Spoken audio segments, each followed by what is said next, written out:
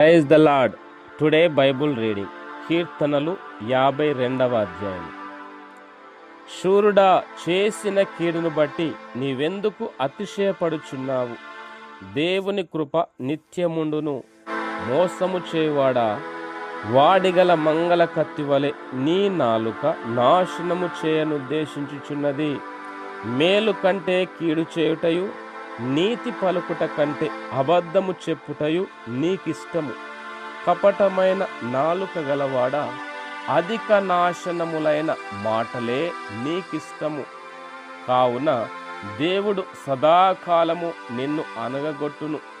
నిన్ను పట్టుకొని ఆయన నీ గుడారములో నుండి నిన్ను పెళ్లగించును.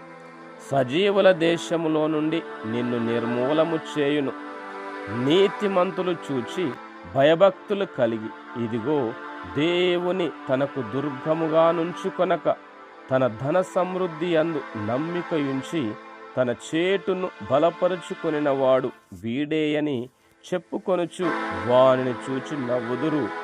నేనైతే దేవుని మందిరములో పచ్చని ఒలీవ చెట్టు వలెనున్నాను. నిత్యము దేవుని కృపయందు నమ్మికయుంచుచున్నాను. నీవు దాని నెరవేర్చితివి గనుక నేను నిత్యము నిన్ను స్తుతించెదను. నీ నామము నీ భక్తుల దృష్టికి ఉత్తమమైనది.